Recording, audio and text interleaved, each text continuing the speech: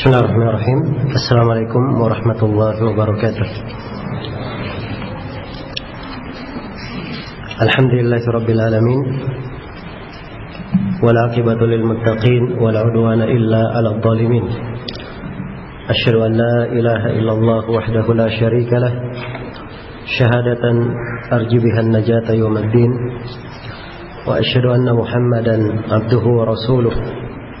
Sayyidul Anbiya'i wal Mursalin sallallahu alaihi wa ala alihi wa sahbihi wa man tabi'akum bi ihsanin ila yaumiddin, amma ba'd.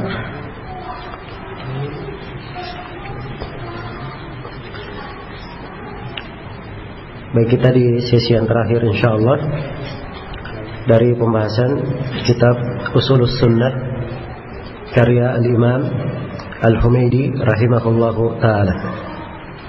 Telah dijelaskan tentang pembahasan al-iqrar bir-ru'ya ba'dal maut, menetapkan adanya melihat Allah subhanahu wa ta'ala setelah kematian, yaitu pada hari kiamat di dua tempat, di padang mahsyar dan di sorga.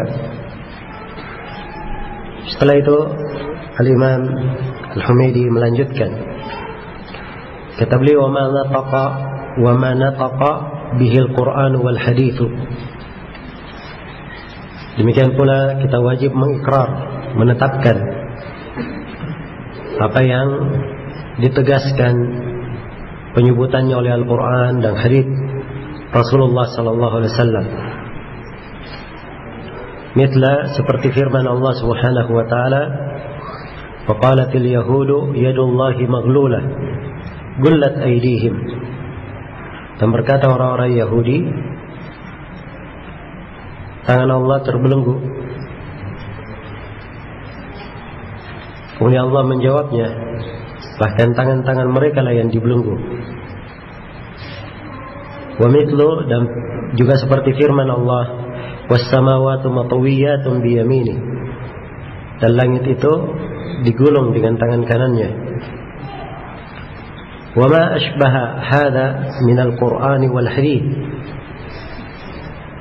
Dan nas-nas yang seperti ini yang berasal dari Al-Qur'an maupun hadits yang mengandung penyebutan sifat-sifat, kata Al-Humaydi, la nazidu fihi wa la nufassiru.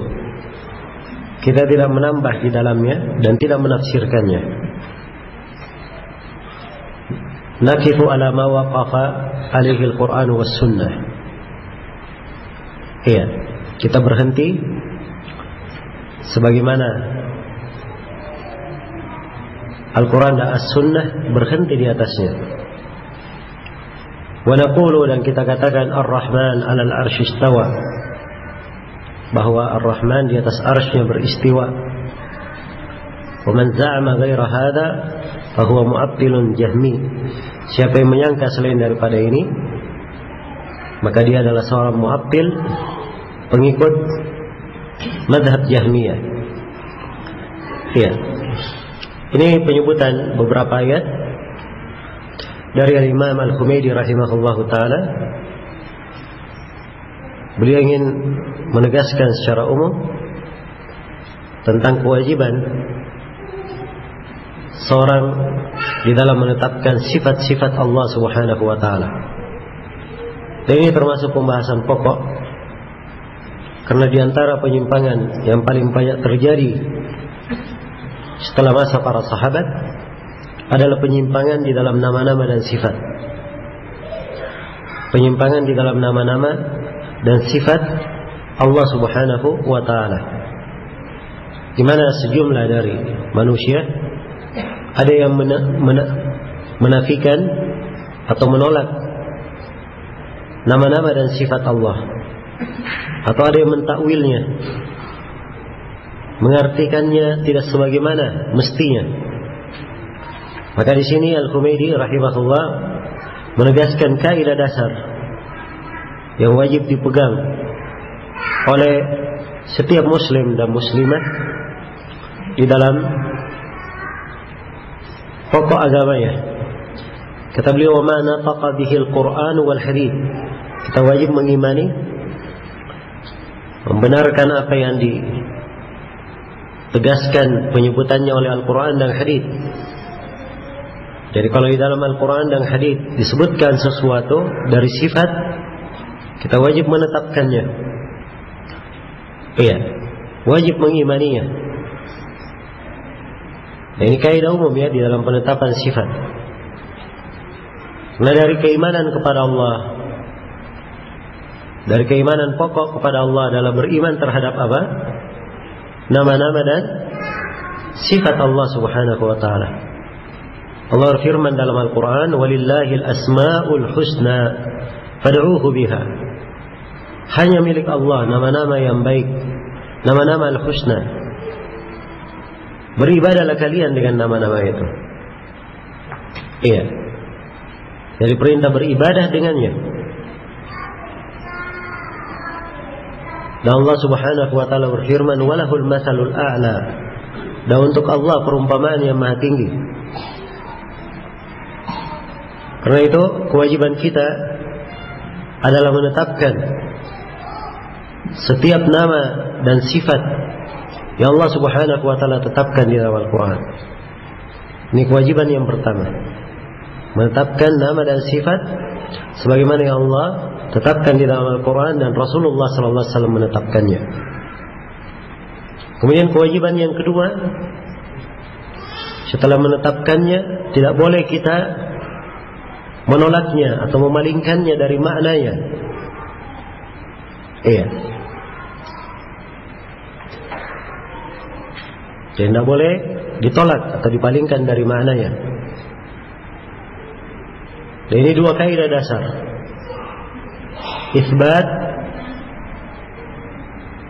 Isbat bila ta'til, ya. Wa tanzih. Isbat bila tashbih, wa tanzih bila ta'til. Menetapkan tanpa menyerupakan dan mensucikan Allah tanpa menolak sifat tersebut. Iya. Kalau Allah Subhanahu wa taala sifatkan dirinya dengan sebuah sifat, kaidahnya kita tetapkan sifat itu. Tidak boleh diserupakan dengan makhluk. Karena Allah firman, "Laisa kamitslihi syai' wa huwa samiul basir." Allah tidak serupa dengan suatu apapun. Dialah Allah yang maha mendengar lagi maha melihat. Dan wajib kita sucikan Allah. Kita katakan maha suci Allah diserupakan dengan makhluk dalam nama-nama dan sifatnya. Iya. Tapi bukan artinya kita mensucikan Allah dari penyerupaan terhadap makhluk, kita menolak sifat itu. Tidak. Kita wajib untuk menetapkan sifat. Karena adanya kemiripan dalam penamaan belum tentu menunjukkan kesamaan. Iya. Kalau misalnya di majelis ini ada beberapa orang yang bernama Muhammad, namanya sama Muhammad, tapi orangnya berbeda. Iya. Manusia punya pendengaran,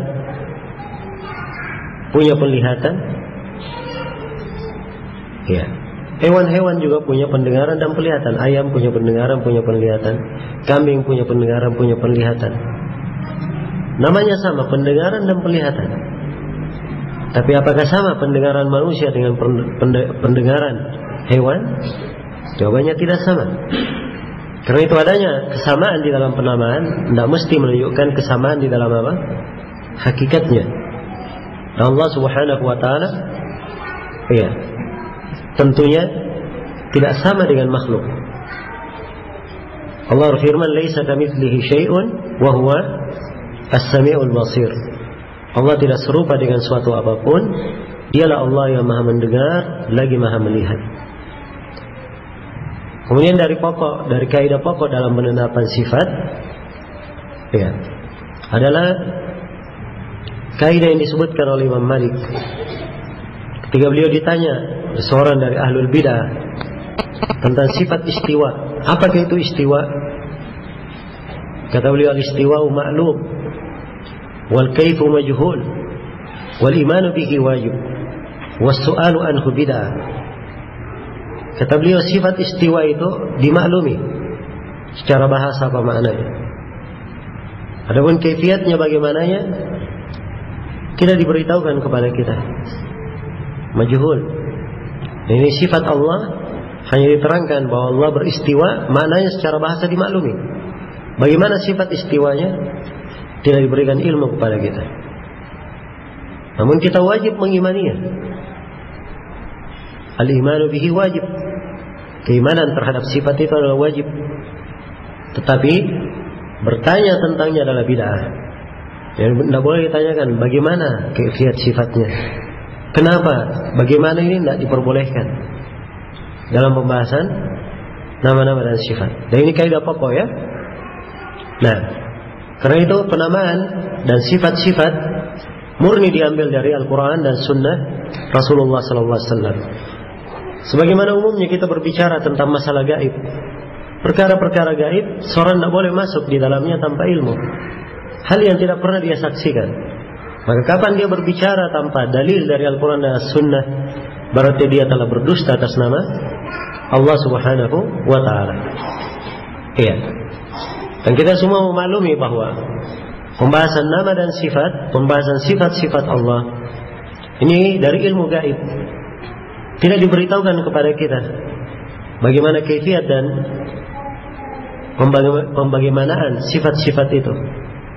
Dan seorang manusia hanya mungkin berpikir kalau dia pernah melihat sesuatu itu, atau pernah mendengarnya, atau kalau dia tidak melihat, tidak mendengar, ada orang yang menggambarkan kepadanya. Ya. Kalau tidak ada yang menggambarkan, mungkin dia pernah lihat yang semisal dengannya, ada yang mirip dengannya. Iya. Dan ini semuanya tidak ada di dalam nama dan sifat, tidak ada di dalam sifat-sifat Allah Subhanahu wa Ta'ala. Hal yang tidak pernah kita lihat, tidak pernah kita dengarkan, tidak ada yang semisal dengannya. Iya. Dan tidak dijelaskan, tidak diterangkan tentang kaifiatnya. Karena itu dari keimanan kepada sifat-sifat, kita mengimani dan menetapkan sifat-sifat tersebut tanpa menanyakan bagaimananya dan tanpa mempertanyakan kaifiatnya. Iya. Diberi contoh di sini oleh Al-Imam Al-Humaidi tentang sifat tangan. Ada ayatnya, qalatil yahudu yadullahi maglulah. Orang-orang Yahudi berkata bahwa tangan Allah terbelenggu. Ini salah satu dari ucapan hina orang-orang Yahudi. Dan mereka punya ucapan banyak sekali tentang Allah Subhanahu wa Ta'ala. Naudzubillah. Salah satunya ini, mereka katakan bahwa tangan Allah terbelenggu. Orang-orang Yahudi juga yang mengatakan bahwa Allah itu fakir dan mereka kaya. Iya. Ini kelancangan orang-orang Yahudi. Maka Allah Subhanahu wa Ta'ala menjelaskan hakikatnya. Gullat aydihim, bahkan tangan mereka yang terbelenggu orang-orang Yahudi itu. Iya. Bal yadahu mabsutatan. Bal yadahu mabsutatan. Bahkan tangan kedua Allah terhampar. Ya. Bahkan kedua tangan Allah Subhanahu wa Ta'ala terhampar. Di dalam ayat terdapat penetapan sifat tangan bagi Allah Subhanahu wa Ta'ala. Demikian pula ayat yang kedua di sini, was-samawatu matawiyatun biyamini, dan langit itu digulung dengan tangan kanannya. Maka kita wajib mengimani sifat tangan bagi Allah Subhanahu wa Ta'ala. Iya. Dan kaidahnya seperti yang saya sudah terangkan, bahwa kita imani sifat tersebut sebagaimana datangnya, dengan meyakini bahwa sifat Allah ini sifat tangan bagi Allah sesuai dengan kemuliaan dan kebesarannya, dan memastikan bahwa sifat tangan Allah pasti tidak sama dengan sifat apa? Sifat makhluk, tidak serupa dengan makhluk. Iya. Ini kaidah dasar di dalam memahami sifat-sifat Allah Subhanahu wa Ta'ala. Kata Al-Humaidi, wa ma ashbaha hadha min al-Qur'an wal hadith, dan apa yang semisal dengan ini dari Al-Quran dan hadith, ya, kita imani semuanya. La nazidu fihi, tidak boleh kita tambah-tambah. Ya, tidak boleh ditambah. Seperti kebiasaan ahlul bidah, dia tambah dalam makna. Dan ini banyak ya di dalam penerjemahan Al-Quran. illa btigha'a wajhi rabbikal a'la, kecuali dengan mengharap wajah Rabbmu yang maha tinggi. Di terjemahan Al-Quran diartikan dengan mengharap ridha Rabbmu. Wajah diartikan apa? Diartikan keridhaan. Iya. Dan ini dimaklumi adalah hal yang batil. Karena wajah dimaklumi apa itu wajah dalam bahasa Arab. Iya. Dimaklumi. Jadi kalau diartikan mencari ridha Allah, iya. Memang dari sisi mananya benar. Tapi memaknakan atau mengartikan ayat wajah dengan makna ridha ini keliru. Kalau seorang mencari wajah Allah, betul terkandung di dalamnya dia mencari keridhaan Allah, betul terkandung di dalamnya. Tapi ayat ini penyebutannya wajah Allah harus ditetapkan sifat apa? Sifat wajah bagi Allah Subhanahu wa ta'ala sebagaimana mestinya. Iya. Baik. Wala nufassiru, dan tidak boleh ditafsirkan. Nah, boleh ditafsirkan. Tangan ditafsirkan kekuatan, ditafsirkan kekuasaan. Ya. Dan selainnya dari sifat-sifat, nah boleh ditafsirkan. Jadi yang paling indahnya seorang memahami sifat-sifat. Nah, inilah letak kemudahan agama kita. Dia membaca ayat hadis tentang sifat, disebut tangan, dia sebut tangan. Disebut wajah, dia sebut wajah. Dia tetapkan sebagaimana yang disebut di dalam Al-Quran. Tidak usah dia berpikir macam-macam. Ini maknanya apa? Artinya apa? Iya. Karena tidak ada perbedaan. Al-Quran ini turun kepada seluruh manusia. Nabi mengajarkannya kepada para sahabat, tidak membedakan antara yang cerdik dan yang tidak cerdik, antara orang kota dan orang kampung. Iya. Tidak dibedakan oleh Nabi. Al-Quran yang dibacakan cuma satu, sama. Menunjukkan bahwa memang bahasanya seperti yang dipahami itu. Ya. Karena itu siapa yang memalingkannya dari makna tersebut, maka dia telah berdusta atas nama Allah Subhanahu wa ta'ala. Kalau dikatakan wajah dalam bahasa, orang paham apa itu wajah. Iya. Kalau dikatakan tangan dalam bahasa, semua orang paham apa itu tangan. Iya kan? Ya. Jadi ketika dikatakan Allah memiliki wajah, memiliki tangan, kita tetapkan hal tersebut sebagaimana dijelaskan dalam Al-Quran dan hadis. Iya.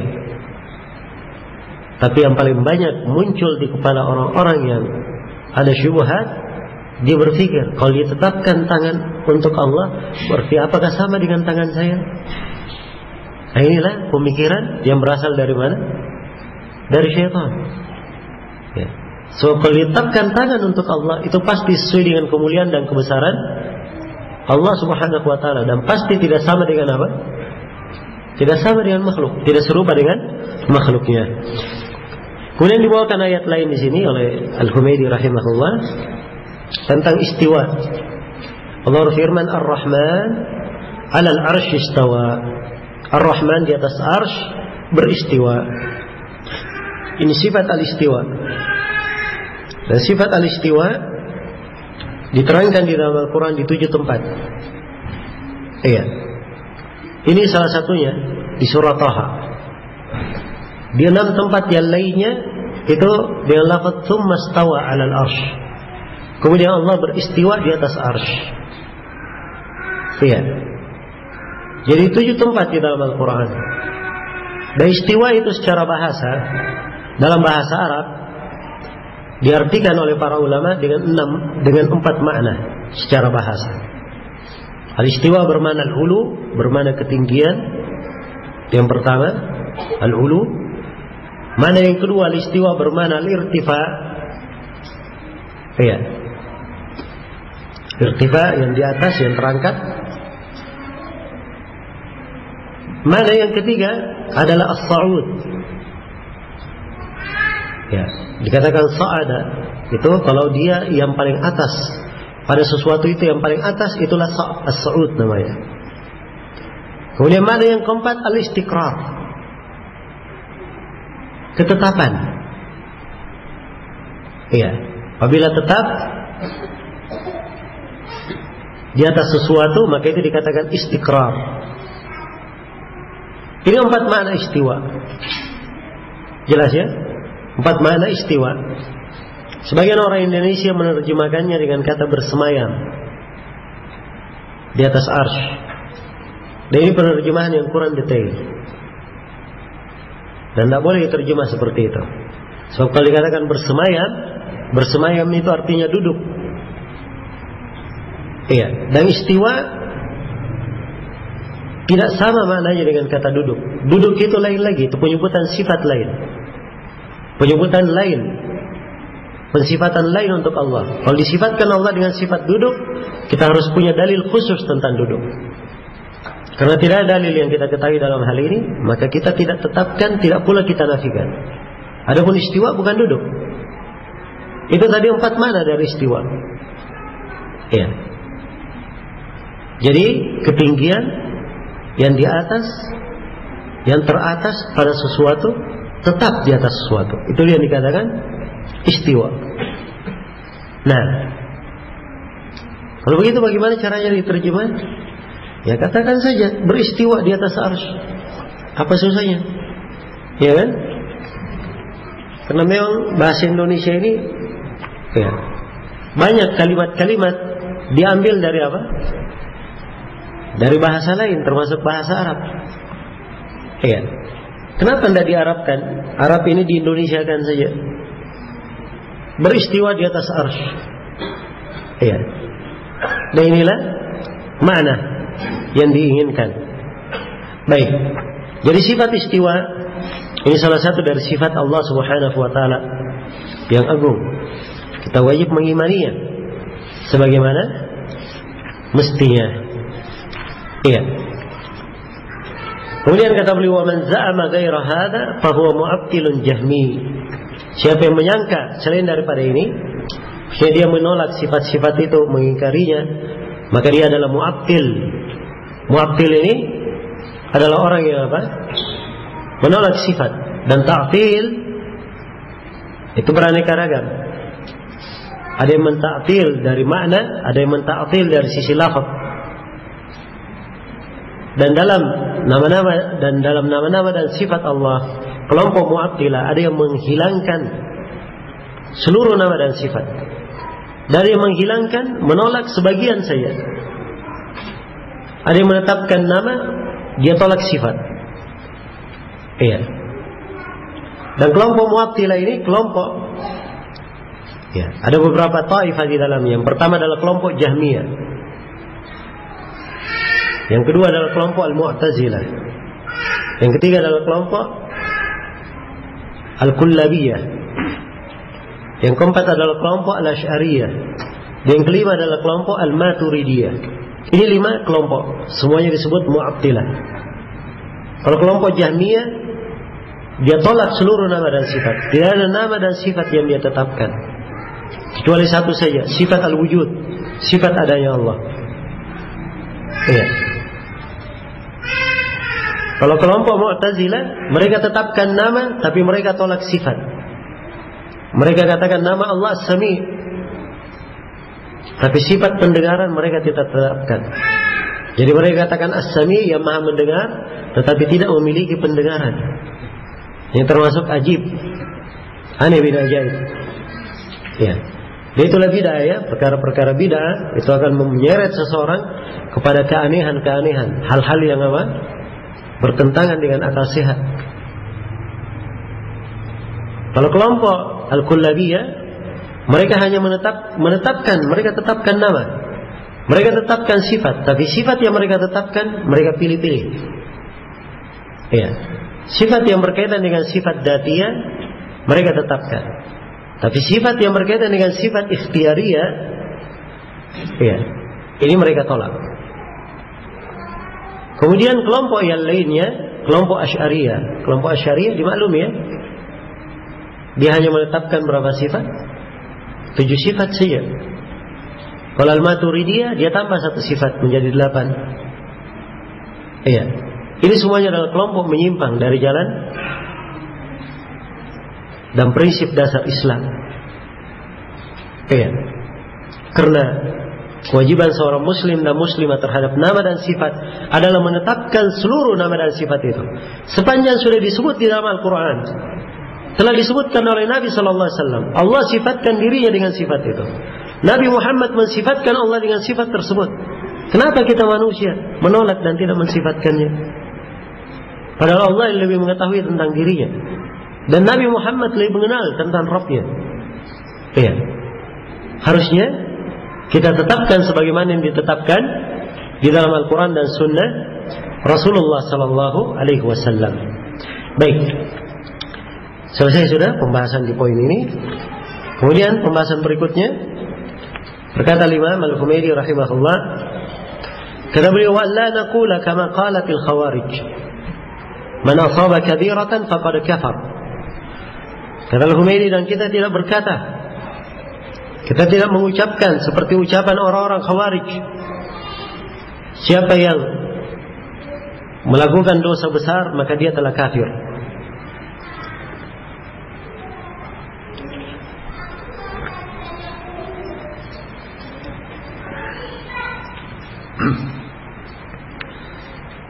Ini ucapan orang-orang khawarij.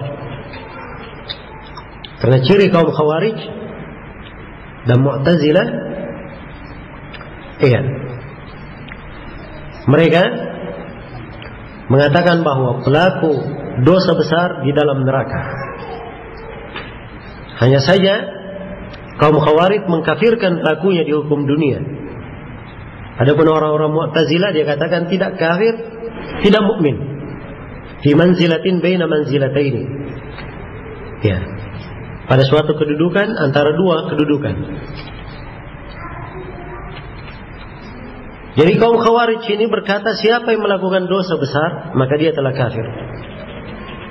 Kata Al-Humaidi, kita tidak berucap seperti itu, karena itu adalah ucapan yang keliru, bahkan kebatilan. Iya. Karena Rasulullah sallallahu alaihi wasallam telah bersabda, man shalla salatana wastaqbala qiblatana wa akala min dhabihatina. Siapa yang salat dengan salat kami, dia menghadap ke kiblat kami, memakan dari sembelihan kami, dihitung dari kaum muslimin. Iya. Jadi kalau dia berbuat dosa besar, dia tetap muslim, hanya saja kurang keimanannya, kurang dari keimanan dan keislamannya. Tidak dikafirkan seperti yang dikatakan oleh orang khawarij. Banyak dalil yang menunjukkan tidak kafirnya. Di antaranya Allah berfirman, wa in ta'ifatani minal mu'minina qatatalu faslihu bainahuma. Apabila ada dua kelompok dari kaum mukminin saling berperang, damaikan antara keduanya. Ini berperang, ada membunuh atau tidak? Hah? Ada kan membunuh? Membunuh itu apa? Dosa besar atau dosa kecil? Dosa besar. Tapi dikatakan dalam ayat, apabila dua kelompok dari kaum mukminin, dua-duanya masih disebut apa? Kaum mukminin. Kalau kafir nggak mungkin disebut kaum mukminin. Iya. Di pembahasan qisas, kalau dimaafkan oleh wali orang yang dibunuh, maka dibalas dengan hal yang ma'ruf. Karena itu dikatakan, faman ufiya lahu min akhihi syai'. Siapa yang dimaafkan untuknya dari saudaranya, jadi masih disebut saudara bagi si orang yang dia bunuh. Disebut saudara. Dia kata dia kafir, bukan lagi saudara namanya. Iya, bukan lagi saudara. Ini dua ayat Al-Quran. Dan dari hadits Rasulullah sallallahu alaihi wasallam, Nabi bersabda, "Idzal taqal muslimani bisayfayhima fal qatil wal maqtul fin nar." Apabila dua orang muslim berjumpa membawa pedangnya, maka yang dibunuh dan yang membunuh dan terbunuh dua-duanya dalam neraka. Iya. Perhatikan, jadi kalau sudah berjumpa dua orang muslim membawa pedang, yang membunuh dan terbunuh dua-duanya apa? Dalam neraka. Para sahabat bertanya, ya Rasulullah, yang membunuh wajar masuk dalam neraka, tapi yang dibunuh ini kenapa bisa masuk dalam neraka? Kata Nabi sallallahu alaihi wasallam, innahu kana harisan ala qatli sahibihi. Dia tadinya sudah bersemangat untuk apa? Membunuh kawannya. Ya, tapi hanya saja hasilnya dia yang terbunuh. Kalau dia menang, dia menjadi pembunuh, kan begitu? Ya, maka dua-duanya dalam neraka. Sudah disebutkan dua-duanya dalam neraka. Tapi perhatikan bahasa haditsnya. Apabila dua orang muslim berjumpa, masih disebut apa? Disebut muslim. Andai kata kafir dengan membunuh ini, tidak disebut muslim. Iya. Karena itu tidak boleh seorang mengkafirkan pelaku dosa besar. Iya. Dosa besar itu ancamannya sangat besar. Dan kebinasaan serta kerugian bagi seorang hamba adalah hal yang sangat berat. Tapi bukan artinya besarnya dosa menyebabkan seorang muslim dikafirkan keluar dari agamanya. Iya. Karena itu kata Al-Humaydi rahimahullah, "Wala takfira bi syai'in minad dzunub." Tidak ada dosa yang mengkafirkan. Maksudnya dosa selain dari dosa besar, selain dari dosa kesyirikan. Iya. Itu tidak mengkafirkan pelakunya. Karena Allah berfirman di dalam Al-Quran, "Innallaha la yaghfiru an yushraka bih wa yaghfiru ma duna dzalika liman yasha." Sungguhnya Allah tidak mengampuni dosa kesyirikan dan mengampuni selain daripada itu bagi siapa yang Allah kehendaki. Dosa kesyirikan tidak diampuni. Selain daripada itu Allah mengampuninya. Ini ayat berkaitan dengan orang yang meninggal dan belum bertobat dari dosanya. Sekali lagi, ayat ini kaitannya terhadap siapa? Orang yang meninggal dan belum apa? Belum bertobat. Kalau dia sudah bertobat, dosanya dimaafkan semuanya, walaupun kesyirikan. Kalau dia sudah bertobat. Tapi ini dia meninggal dalam keadaan berbuat kesyirikan, tidak akan diampuni dosanya. Dia meninggal dalam keadaan berbuat dosa besar, maka ini Allah mengampuni bagi siapa yang Allah kehendaki, di bawah kehendak Allah. Siapa yang Allah kehendaki diampuni. Siapa yang Allah kehendaki dia disiksa sesuai dengan kadar dosanya. Iya. Dan karena dia orang yang bertauhid, akhirnya pasti akan masuk ke dalam surga. Nah, baik. Jadi ini mana ucapan Al-Imam Al-Humaydi rahimahullah. Wala takfira bi syai'in minad dzunub. Tidak ada pengkafiran sesuatu dari dosa. Jadi kita katakan dosa tidak mengkafirkan kalau dosanya apa? Selain dari dosa apa? Dosa kesyirikan. Itu yang pertama. Kemudian yang kedua, dosa yang dia lakukan itu tidak dia halalkan. Kalau dia halalkan dosanya dianggap boleh. Oh, zina ini halal, minum khamar halal. Dia meyakini halalnya, maka ini dikafirkan karena dia meyakini apa? Halalnya. Ya, adapun kalau dia berbuat dosa, dia tahu ini keliru, salah, tetap dia lakukan, nah ini tidak dikafirkan. Tapi kalau dia yakini hal tersebut halal, itu artinya dia menentang Al-Quran dan hadits Rasulullah Sallallahu Alaihi Wasallam, menentang syariat Allah yang telah mengharamkannya. Dan ini adalah hal yang mengeluarkan seorang dari keislaman.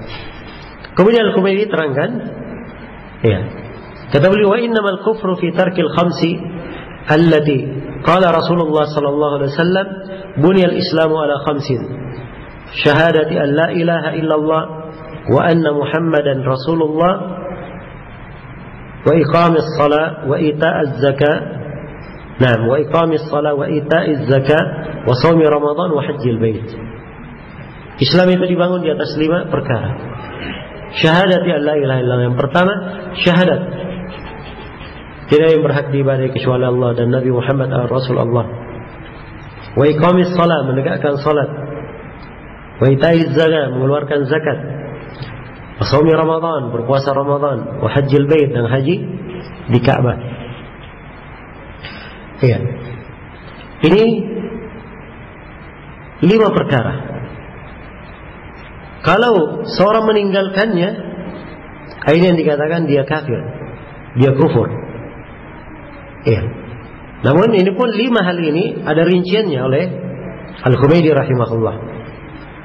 Kata beliau, fa amma thalathun minha fala yunadharu tarikuhu. Adapun 3 darinya tidak didebat orang yang meninggalkannya.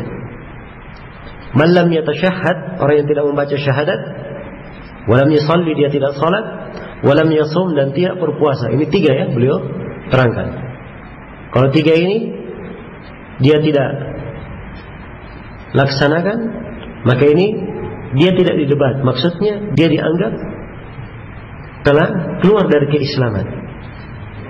Iya. Adapun orang yang tidak bersyahadat dimaklumi kekafirannya, dan ini tidak ada silang pendapat di kalangan ulama. Adapun orang yang meninggalkan sholat, kalau dia tinggalkan karena mengingkari kewajibannya, ini kafir menurut kesepakatan ulama. Adapun kalau dia tinggalkan karena dia malas, ini ada silang pendapat. Dan yang benarnya bahwa orang yang meninggalkan sholat karena malas itu dikeluarkan dari keislaman. Ya. Karena itu penduduk neraka, ketika ditanya masalakakum fi saqar, apa yang menyebabkan kalian berada dalam neraka saqar, jawaban mereka yang paling pertama, lam naku minal musallin, kami dulu tidak pernah sholat.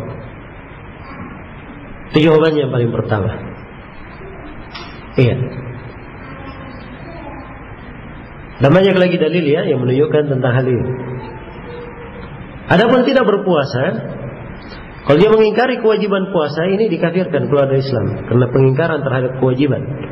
Tapi kalau dia tidak berpuasa karena malas, ya, ini tidak dikafirkan menurut pendapat yang lebih kuat. Karena di dalam hadits Abu Hurairah riwayat Muslim tentang orang yang baik ini puasa ya, bahwa orang yang berpuasa kapan dia tinggalkan karena malas tidak dikafirkan. Iya. Tidak dikafirkan. Karena memang dalil-dalil menunjukkan bahwa orang yang meninggalkannya tidak sampai ke dalam hukum kekufuran. Nah, kata Ibnu Qudamah, kata Imam Al-Humaydi rahimahullah, li'annahu yu'akhkharu syai'un min hadha an waqtihi, karena dia mengakhirkan sesuatu dari waktunya. Ya. Wala yajzi'u man qadahu ba'da tafritihi fihi 'amidan an waqtihi. Dan orang yang menelantarkannya itu tidak syah walaupun dia qada. Ya, apabila dia tinggalkan secara sengaja. Kalau syahadat jelas ya, kalau sholat yang betul, siapa yang meninggalkan sholat karena malas, ya, nggak bisa lagi diqada. Caranya menutupi sholatnya adalah dengan apa? Memperbanyak ibadah sunnah. Memperbanyak ibadah sunnah. Karena itu kata para ulama, sholat yang seorang dianggap kafir kalau dia meninggalkannya, meninggalkan sholat karena malas dianggap kafir, itu kalau dia tinggalkan seluruh sholat atau kebanyakan sholat. Ada pun dia tinggalkan 1, 2 waktu, 3 waktu sholat, ini tidak dikafirkan. Tidak dikafirkan. Tapi kalau dia tinggalkan kebanyakan sholat karena malas, itu tadi yang dia apa? Dikatakan dia keluar dari keislaman menurut pendapat yang lebih kuat. Adapun puasa, siapa yang meninggalkan puasanya, dia berbuka tanpa udzur, ya, maka puasa tersebut tidak boleh diqadha lagi. Dan ini pendapat sebagian ulama. Kelihatannya Al-Humaydi menguatkan pendapat ini, walaupun jumhurul ulama berpendapat bahwa puasanya itu tetap diqadha dan tetap diganti. Ya. Dan dua pendapat ini dua-duanya memiliki dalil-dalil yang kuat. Baik. Kemudian kata beliau, wa amma zakatu famata addaha ajza'at anhu wa kana athiman fil habs. Adapun zakat, kapan dia tunaikan, maka syah baginya. Tapi dia dianggap berdosa karena menahannya. Ya, kalau dia undur pengeluaran zakat, harusnya zakatnya sudah wajib dia keluarkan 5 bulan yang lalu, dia undur pengeluarannya. Maka dia undur tanpa udzur ini, dia sudah berdosa. Dia sudah berdosa. Kenapa? Karena itu hak orang miskin tidak dia berikan. Atau hak orang-orang yang mustahiqin berhak menerima zakat tidak diserahkan kepadanya. Iya. Dan zakat itu ketika sudah masuk kepada kewajiban, ya, itu adalah bukan lagi, harta itu bukan lagi masuk ke dalam kepemilikannya sehingga dia berhak untuk menyimpannya. Itu sudah menjadi milik orang-orang yang berhak menerima zakat. Harus segera dia berikan. Kecuali kalau ada maslahat dia undur misalnya, ya, ada alasan dia mengundurnya, alasan yang diterima, itu tidak ada masalah. Tapi dia undur tanpa udzur, ini sudah dianggap berdosa. Iya, sudah dianggap apa? Berdosa.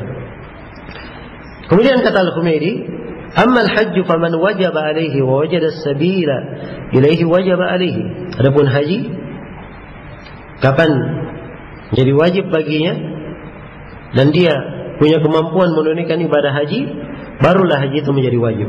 Jadi kalau ada kemampuan, ada sabil menuju ke sana, jalan, maka hajinya menjadi wajib. Wala yajibu alaihi fi amihi dzalik hatta la yakuna lahu minhu buddun. Mata addahu kana muwaddiyan wa lam yakun athiman fi ta'khirihi. Idza addahu kama kana athiman fi zakah.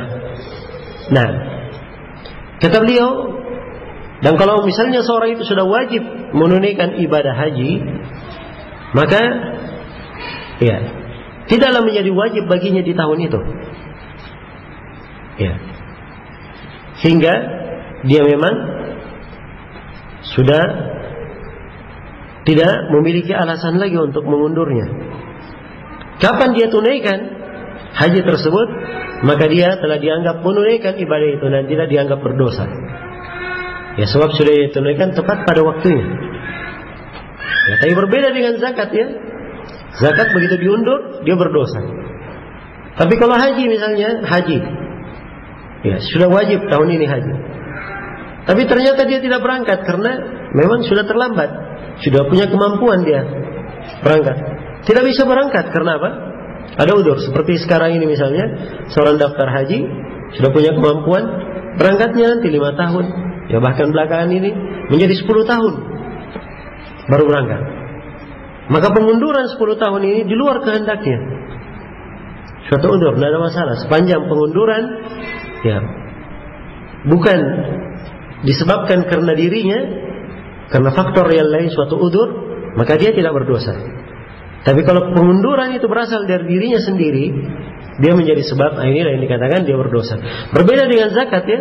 Kapan sudah wajib zakat, maka segera dikeluarkan. Jangan ditunda-tunda. Jangan ditunda-tunda. Iya. Sebab itu hak orang-orang miskin yang berada, atau hak orang-orang yang mustahik berhak menerima zakat, berada di tangannya. Dia harus segera mengeluarkannya. Kemudian kata beliau, "Lianna zakata haqqun li muslimin masakin habasahu alaihim." Ya. Kenapa dikatakan orang yang mengundur zakat ini berdosa? Karena zakat itu hak milik kaum muslimin yang miskin. Dia tahan zakat itu terhadap mereka. Ya. Tapi kata beliau, "Idza addahu faqad adda." Tapi kalau dia sudah tunaikan zakatnya, maka dia sudah dianggap lepas kewajibannya. Wa in huwa mata wa huwa wajibul mustati'. Ini berkaitan dengan apa? Zakat ya. Kemudian berkaitan, kembali lagi berkaitan dengan haji. Wa in huwa mata wa huwa wajibul mustati' wa lam yahuj. Iya. Kalau dia sudah meninggal padahal dia punya kemampuan, ada harta dan punya kemampuan, tapi dia tidak melakukan haji, iya, sa'ala raja'ata ila dunya ayyahuj, maka pada hari kiamat itu dia pasti menyesal, sehingga dia meminta akan kembali ke dunia supaya berhaji. Iya, jelas ya. Karena orang yang seperti ini tidak ada udzur lagi. Dia punya kemampuan, punya harta, bisa berangkat, tapi dia undur tanpa udzur. Ya, andai kata dia meninggal misalnya, maka dia akan menyesal. Seakan-akan dia meminta dikembalikan lagi untuk apa? Untuk melakukan ibadah haji. Hanya saja kalau dia meninggal dan punya harta, kata Al-Humaydi, wa yajibu li ahlihi ay yahujju anhu. Wajib bagi keluarganya untuk menghajikannya. Wajib bagi keluarganya untuk apa? Menghajikannya. Karena itu dari etika pada orang yang meninggal, kalau dia punya harta, maka sebelum harta warisannya dibagi, dikeluarkan dulu hutang-hutangnya. Iya. Termasuk hutang si mayit adalah hutangnya kepada Allah. Dia belum apa? Menunaikan ibadah haji. Karena itu dikeluarkan dari harta warisan mayit tersebut jumlah untuk seseorang menghajikan si mayit. Untuk menghajikan si mayit. Iya. Setelah selesai semuanya, barulah warisannya dibagi. Demikian. Kemudian kata beliau, Wa narju an yakuna dhalika muwaddiyan anhu kama law kana alayhi daynun faqdiya anhu ba'da mautihi. Ya. Jadi kalau dia misalnya sudah meninggal kemudian dihajikan oleh keluarganya, maka diharapkan haji itu sudah syah baginya, mencukupinya. Sebagaimana kalau dia punya hutang lalu dibayarkan oleh keluarganya, syah atau tidak? Dianggap syah. Demikian pula dia belum haji, dihajikan oleh keluarganya, kata Al-Humaidi, diharapkan hal tersebut menjadi syah baginya. Ya, dan telah ada hadits-hadits yang menjelaskan tentang hal ini, bolehnya menghajikan orang yang telah meninggal. Selesai sudah ya pembahasan buku ini. Kata beliau, tammatir risalah walhamdulillahi rabbil alamin. Selesai sudah risalah ini. Ya, walhamdulillahi rabbil alamin. Baik, ada waktu dari mana pertanyaannya?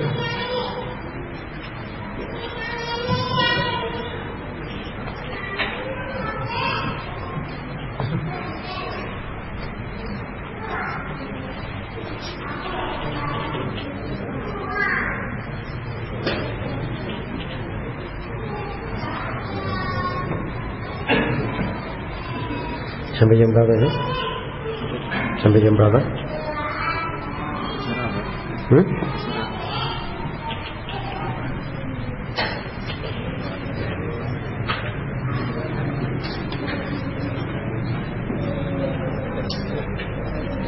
Baik.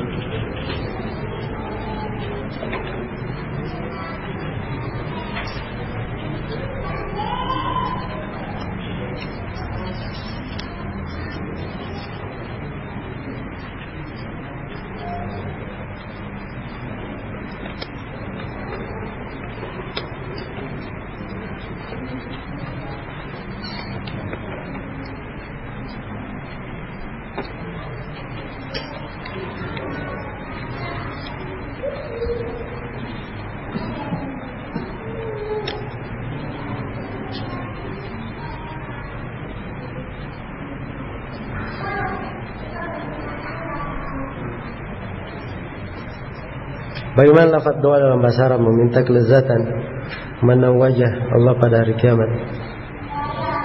Iya.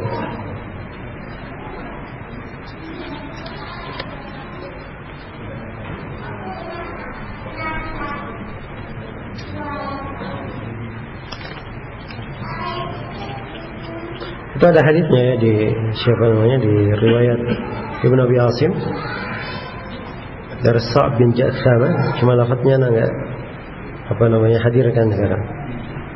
Di pertengahannya walidzatan nadar ila wajhikal karim, dan saya memohon kepadamu keledatan memandang kepada wajahmu yang mulia.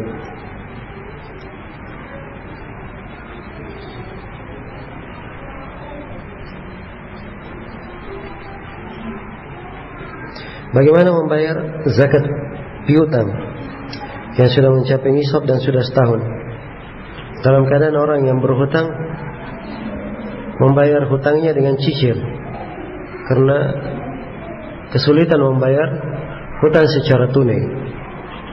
Jadi kalau dia membayarnya secara cicil seperti itu dianggap bahwa orang tersebut mampu membayar hutangnya.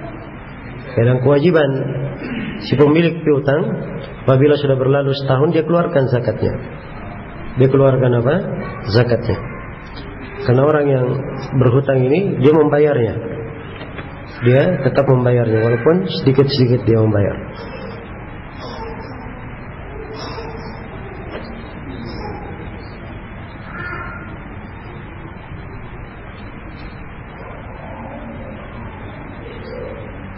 Saya seorang musafir datang di suatu masjid dan melaksanakan sholat asar bersama mukimin dengan niat jamak ta'khir. Selesai sholat, saya melaksanakan sholat qasar, ikut jemaah baru yang belum sholat asar. Ketika selesai 2 rakaat, saya selesai sholat dan saya keluar jemaah. Namun jemaah mukim masih 2 rakaat lagi. Apa benar cara sholat jamaah saya? Ini caranya keliru ya. Yang pertama dia musafir, dia belum sholat. Anggaplah misalnya di sini Anda terangkan ya sholat apa. Dia misalnya musafir, dia datang di waktu asar, dia belum sholat duhur, belum sholat asar. Waktu asar dia dapati orang sholat asar, dia ikut sholat. Selepas sholat, dia ikut lagi kepada jemaah kedua. Ada jemaah kedua datang, dia ikut lagi. Ya. Tapi di jemaah kedua ini dia mengqasar, ya sholat 2 rakaat saja. Ini tidak benar ya dia keluar seperti ini. Sebab dia sebagai makmum kewajibannya dia ikut sholat 4 rakaat. Jadi sholat 4-4. Itu tidak ada masalah. Baik. Kecuali dan musafir itu kalau dia sholat 2 rakaat, itu kalau dia posisinya sebagai imam atau sebagai orang yang sholat sendiri. Adapun kalau dia sholat di belakang imam, maka dia wajib ikut menyempurnakan seperti imam. Karena Rasulullah SAW bersabda, "Innama ju'ilal imamu yu'tamma bih." Sungguhnya imam itu dijadikan untuk diikuti. Kapan seorang dikatakan kafir? Karena dia berhukum dengan selain hukum Allah. Ya. Pertama saya enggak menasihatkan ya. Orang-orang terlalu banyak sibuk mengurusi kapan dikatakan kafir, kapan dikatakan. Ya. Sebab ini vonis-vonis mengkafirkan bukan perkara yang ringan, perkara yang sangat riskan sekali. Rasulullah sallallahu alaihi wasallam bersabda, "Iya, man qala li akhihi ya kafir, faqad ba'a bihi ma ahaduhuma in kana kama qala wa illa hara alaihi." Siapa yang berkata kepada saudaranya wahai kafir, kalimat harus ditanggung oleh salah seorang dari keduanya. Kalau benar tidak ada masalah, kalau tidak kembali kepadanya. Nah itu jangan sembarang di dalam memikirkan vonis, jatuhkan hukum kafir.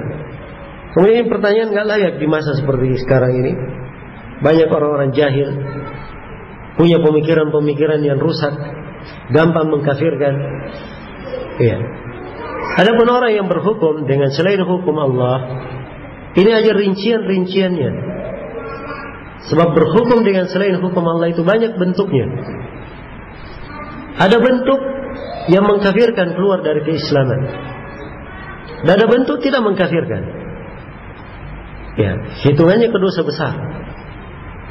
Walaupun dari 9 bentuk berhukum dengan selain hukum Allah, kebanyakan bentuknya mengkafirkan, tapi ada beberapa bentuk yang tidak mengkafirkan. Jadi semuanya ada rinciannya, perkara detail, bukan masalah sembarangan.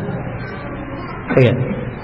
Dan sekali lagi, ini hal-hal tidak cocok untuk seorang, apalagi dia baru menuntut ilmu, sibuk dengan perkara-perkara yang seperti ini. Ya. Kalaupun dia lihat ada orang berhukum dengan selain hukum Allah, dan dia tahu rincian hukum-hukumnya, bukan hak dia di dalam mengkafirkan. Sebab ini pengkafiran adalah hak Allah dan hak Rasulnya. Dan itu diketahui oleh ahlul ilm, orang-orang yang berilmu. Karena itu di dalam hadits Ubadah bin Samit, "Illa an tara kufran bawahan indaka minallahi fihi burhan." Kecuali kalau kamu melihat kekafiran yang nyata, kamu memiliki argumen di depan Allah tentang hal itu. Ya. Jadi dia memiliki argumen tentang hal tersebut. Siapa yang mampu mengatakan dia memiliki argumen kecuali para ulama. Jadi hal-hal yang seperti ini bukan urusan para penuntut ilmu. Dia masuk ke dalam perkara-perkara yang harusnya dia sibuk dengan perkara lain, itu lebih bermanfaat baginya.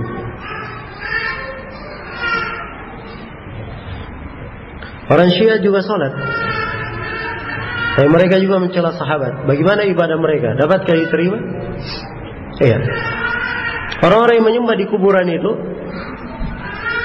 banyak sholatnya juga, banyak sedekahnya, puasa di bulan Ramadan, ya. Pergi juga haji, walaupun hajinya nanti datang ke kuburan lagi meminta, ya. Tapi ibadah-ibadah ini tidak bermanfaat kalau ada syirik akbar yang dia lakukan. Karena itu dalam Al-Quran dikatakan, wa qadimna ila ma amilu min amalin faja'alnahu haba'an mansura. Kami hadapi amalan yang mereka lakukan, lalu kami jadikan amalannya bagikan debu yang berterbangan. Tidak dianggap oleh Allah Subhanahu wa ta'ala karena adanya syirik akbar.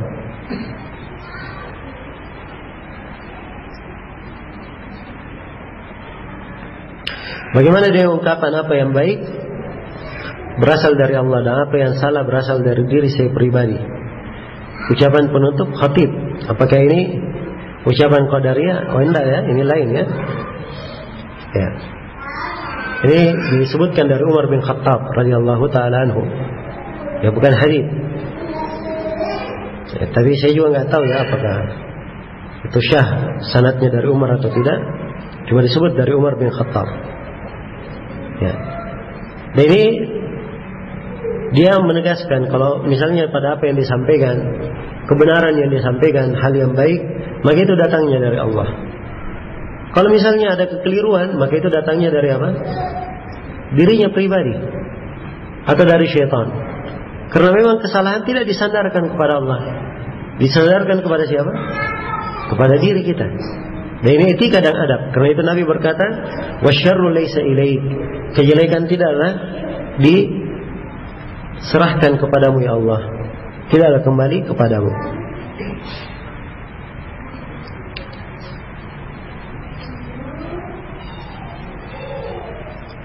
Kita dituduh murjiah karena tidak mengkafirkan orang yang nyata-nyata melakukan amalan kemusyrikan seperti para penyembah gunung Merapi. Ya. Nah, yang menuduh murjiah bukan ini pembahasannya. Orang-orang yang menuduh murjiah mana mengerti mereka pembahasan-pembahasan orang yang menyembah gunung Merapi. Yang mereka bahas itu cuma masalah berhukum dengan selain hukum Allah. Itu saja yang mereka tahu. Pembahasan-pembahasan kesyirikan yang lainnya mana mereka belajar? Jelas ya? Iya. Jadi kadang sebagian salafiyin dituduh ini murjiah. Kenapa? Karena dia tidak kafirkan secara mutlak orang yang berhukum dengan apa? Selain hukum Allah. Iya. Adapun orang yang menyembah kepada selain Allah, menyembah berhala, ya. Apakah itu gunung Merapi maupun selainnya, itu tidak ada silang pendapat di kalangan ahli sunnah akan kekafirannya. Jelas ya? Tidak ada silang pendapat. Baik.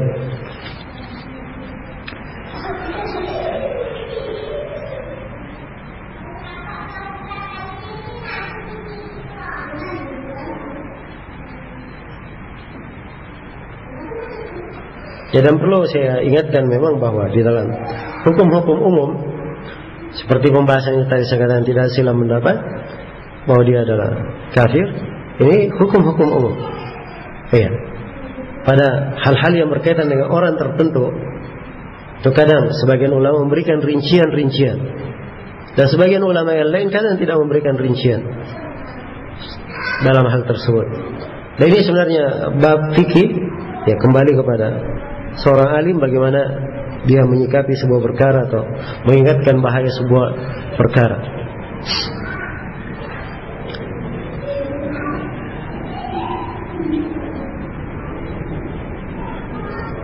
Tentang kafirnya orang meyakini Al-Quran berkurang atau bertambah, bagaimana dengan hadis tentang terhapusnya ayat rajam? Ya, sekarang yang menghapus itu siapa yang menghapusnya?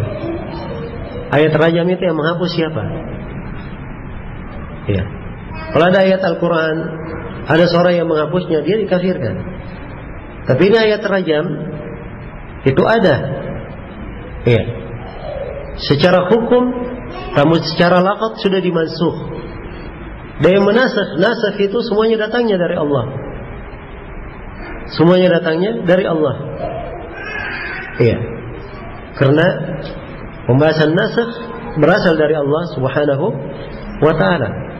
Jadi kalau terhapus dalam Al-Quran, ya di contoh ayat rajam, hukum rajam tetap ada, berlaku. Tapi ayat rajam itu secara lafaz tidak terbaca lagi dalam Al-Quran. Karena Allah Subhanahu wa ta'ala yang apa? Menghapusnya. Sama dengan ayat susuan. Ya, tadinya 10 kali susuan dalam Al-Quran. Kemudian terhapus lafaznya. juga terhapus hukumnya, kecuali 5 saja. Untuk susuan hanya ditetapkan berapa? 5 kali susuan saja.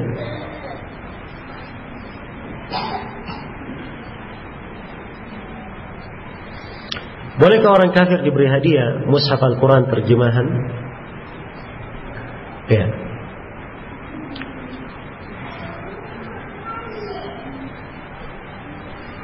Ini yang menjadi masalah.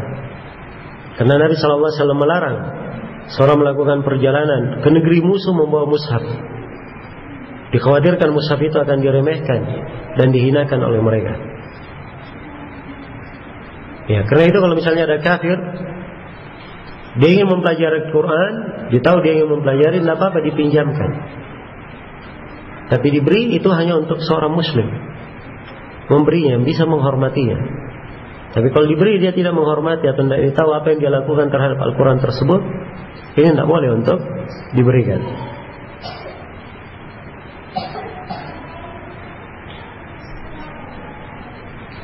Benarkah Syekh Muhammad bin Abdul Wahab mengatakan tidak dalil kafirnya orang mengatakan Al-Quran itu makhluk? Ini saya sendiri baru dengar. Ya. Dan saya bisa pastikan ini kedustaan untuk beliau. Kedustaan disandarkan kepada beliau. Sebab di buku-buku beliau sama dengan para ulama as-salaf yang lainnya. Ya, di risalah beliau kepada ahli qasid, beliau meringkas akidah wasithiyah karya Syekhul Islam Ibnu Taimiyah. Dan salah satunya beliau tegaskan pembahasan tentang Al-Quran kalamullah, bukan makhluk.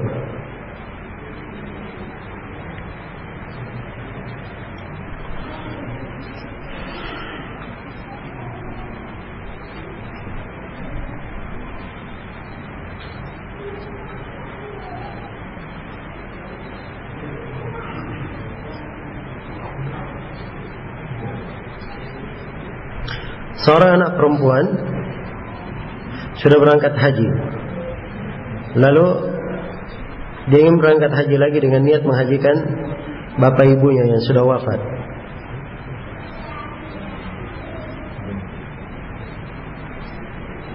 Tapi belum sempat berangkat haji.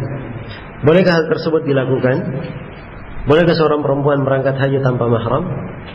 Jawabannya, kalau seorang anak laki-laki maupun perempuan, dia boleh menghajikan orang tuanya. Maka orang tuanya itu ayah atau ibunya, boleh saja dihajikan. Karena Nabi SAW ditanya oleh seorang perempuan tentang menghajikan ayahnya atau menghajikan ibunya. Kata Nabi, hujji anha, hajikanlah untuk ibumu. Diperbolehkan. Maka ini dasar tentang bolehnya perempuan menghajikan orang lain. Tapi disyaratkan, ya, bagi seorang perempuan kalau ingin menunaikan ibadah haji, disyaratkan dia memiliki mahram. Dan ini dari syarat kemampuan bagi perempuan. Kapan dia tidak memiliki mahram, maka dia dianggap tidak memiliki kemampuan haji. Karena Rasulullah SAW menegaskan, la yahillu limra'atin tu'minu billahi wal yawmil akhir an tusafir illa ma'adhi mahram. Tidak halal seorang perempuan yang beriman kepada Allah dan hari akhirat dia melakukan perjalanan kecuali dengan mahramnya. Harus disertai dengan mahram. Iya. Baik, ini termasuk kesalahan yang banyak terjadi ya di kalangan para perempuan berangkat menunaikan ibadah haji tanpa ada mahram yang menyertainya.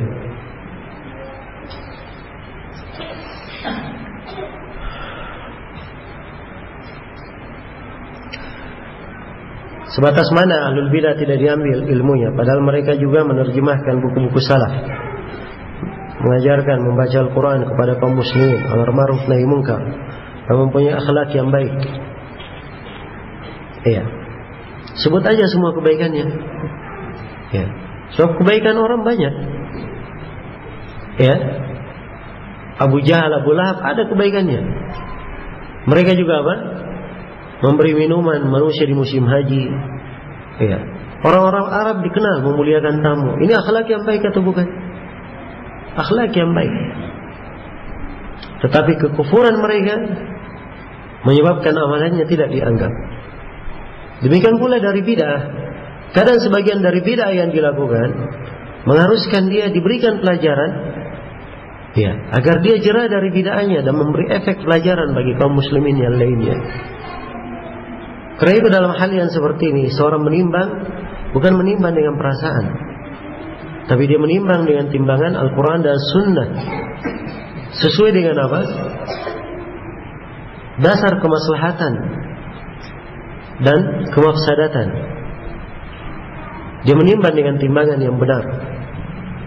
Adapun berkaitan dengan buku-buku terjemahan, kalau misalnya ada yang menerjemah buku as-salaf dan dia dari kalangan ahlul bidah misalnya, ya dilihat terjemahannya. Pertama dilihat apakah ada dari ahli sunnah menerjemahkannya atau tidak.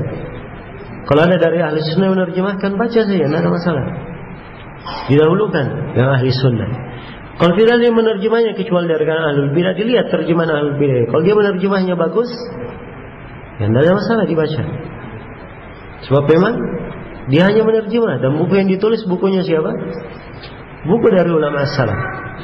Tapi kalau dia penerjemahannya tidak bagus, ya, maka tinggalkan terjemahan tersebut dan tinggalkan pula si penerjemahnya. Iya. Baik, itu rincian ya dalam masalah membaca buku yang diterjemah oleh ahli bidah.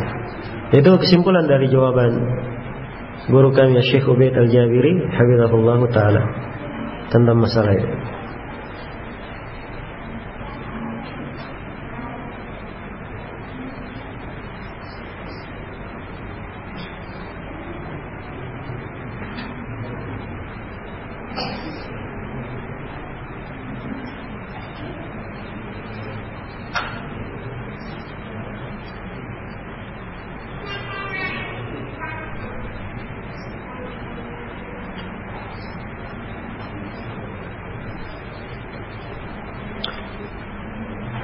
Ini ada yang bertanya tentang istri yang malas melakukan sholat subuh.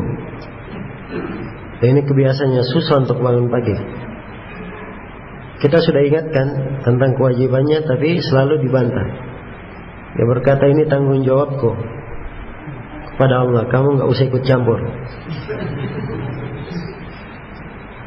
Bagaimana tentang keadaan istri seperti ini? Apakah jatuh kepadanya hukum kafir? Nah, ini istrinya sholat ya, cuma terlambat. Ya. Kalau dia sholat tapi terlambat, maka ini namanya orang yang melantarkan kewajiban, tidak meninggalkan sholat. Dia tetap laksanakan sholat, tapi dia telantarkan sholatnya. Dan seperti ini diingatkan dan terus diingatkan. Allah Subhanahu Wa Taala berfirman, "Wa'mur ahlaka bis-sholati wastabir 'alaiha." Perintahlah keluargamu melakukan sholat dan bersabarlah engkau terhadapnya. Iya. Jadi faktor kenapa sering terlambat, ini harus dipelajari faktornya. Mungkin tidurnya agak larut malam, ya. Baik. Mungkin si istri juga perlu diingatkan dari keberkahan waktu pagi. Ya. Sebutkan padanya hadis bahwa Nabi berdoa, Allahumma barik fi bukuri ummati. Ya Allah, berkahilah waktu pagi di tengah umatku. Itu keberkahan ya, tidak layak seorang di waktu pagi itu dia gunakan dalam keadaan apa? Dia tidur. Harusnya dia mengambil keberkahan di waktu pagi itu. Nah, ini apalagi berkaitan dengan masalah apa? Masalah sholatnya. Dan sholat itu pada waktunya. Maka harusnya dibangun nasihat dan ada kesabaran dalam hal ini.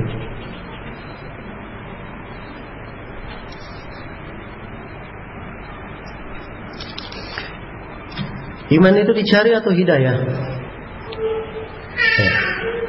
Sama saja, tanya lagi, hidayah itu dicari atau datang sendiri?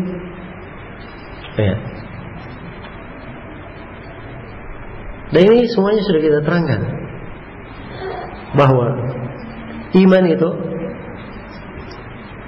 hidayah adalah anugerah Allah Subhanahu Wa Taala. Iman ada cabang-cabangnya, hidayah ada sebab-sebabnya. Iya. Iman ada sebab-sebab yang menyebabkan bertambahnya, dan sebab-sebab ini hamba sendiri yang melakukannya. Dia berusaha untuk mendapatkannya sambil dia memohon kepada Allah Subhanahu wa taala diberi bantuan dan taufik di dalamnya. Jelas ya?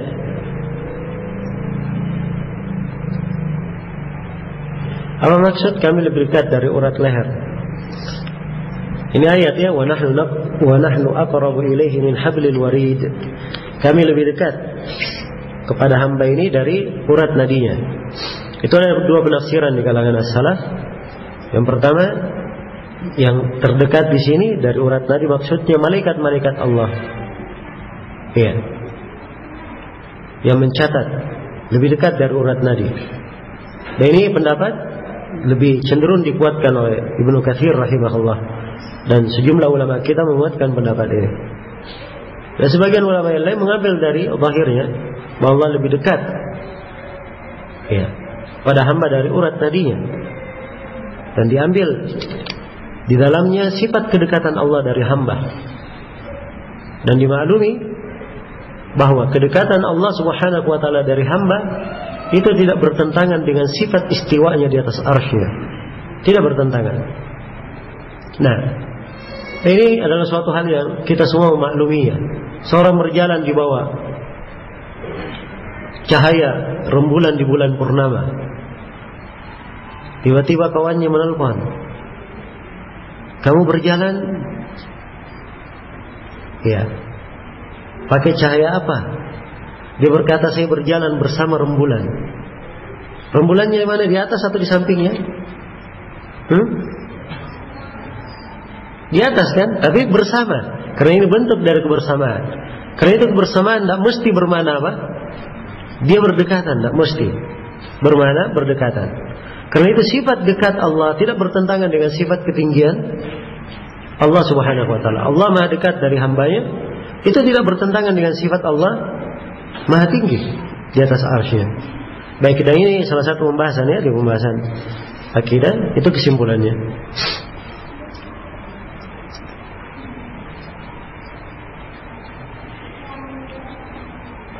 Bagaimana kalau musafir mendapati sholat isya dan belum sholat maghrib? Apa dia ikut isya atau maghrib dulu? Selagi musafir ini ikut berjamaah di masjid. Jadi musafir ini dia safar, belum sholat maghrib. Begitu nyampe di tempat tujuan, ternyata orang-orang belum sholat isya. Kemudian dia ikut, dia masuk ke masjid, dia dapati orang sedang sholat isya. Sekarang dia maghrib dahulu atau isya dahulu? Jawabannya sholat itu berurut. Ya, harus ditartib dan tidak dikenal di dalam pelaksanaan sholat hal yang bertentangan dengan apa? Tartibnya. Karena itu didahulukan apa? Sholat maghrib kemudian isya. Jadi kalau dia ikut imam, dia tidak boleh niat isya. Niatnya apa? Maghrib. Ya. Maka dia masuk saja bersama imam, niatnya maghrib.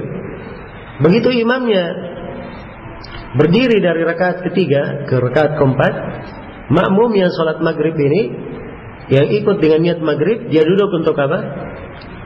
Tasyahud akhir. Ya. Apakah dia salam tanpa menunggu imam, atau dia duduk dulu sampai menunggu imam salam? Ini dua pendapat ya. Tapi yang benarnya bahwa dia boleh langsung salam. Tasyahud dia boleh langsung salam. Karena memang dia telah diizinkan untuk salam, karena berbeda dengan imam di dalam kaifiyat solatnya. Iya.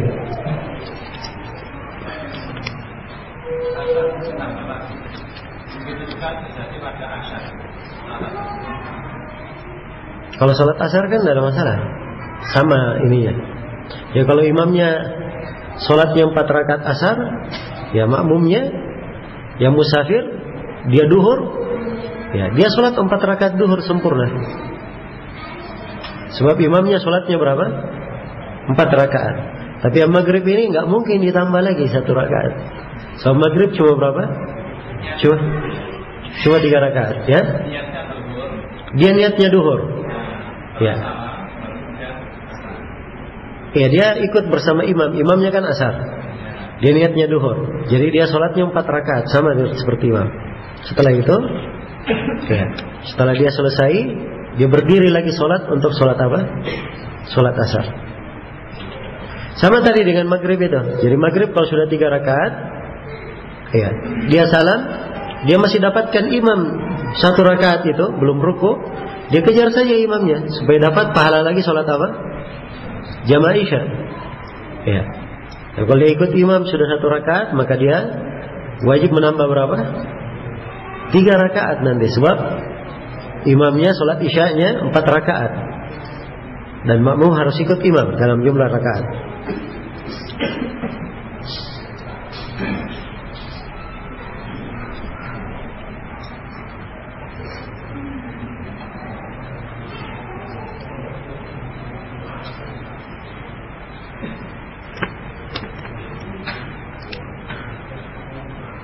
Seorang perempuan memiliki kemampuan secara materi untuk berhaji, tapi tidak ada mahram yang bisa berhaji bareng dengannya karena si mahram tidak memiliki biaya untuk berhaji. Apakah wanita tersebut, apabila wanita tersebut memiliki biaya untuk membiayai orang yang bisa menjadi mahramnya, apakah wanita tersebut wajib membiayai orang tersebut supaya bisa melaksanakan kewajiban hajinya? Kalau dikatakan wajib, ini perlu pembahasan ya kalau dikatakan wajib. Tapi kalau misalnya dia tidak memiliki mahram, kemudian karena mahramnya ini tidak memiliki biaya haji, dia berikan untuknya biaya di sini, maka itu adalah amalan yang sangat baik. Sebab dia melakukan 2 kebaikan sekaligus. Pertama, dia menunaikan ibadah hajinya, kemudian yang kedua, dia bantu orang yang belum haji supaya bisa apa? Bisa menunaikan haji. Ya, tapi kalau mengatakan wajib, ini saya kira perlu pembahasannya dan saya tidak bisa menjawab untuk saat ini. Nah,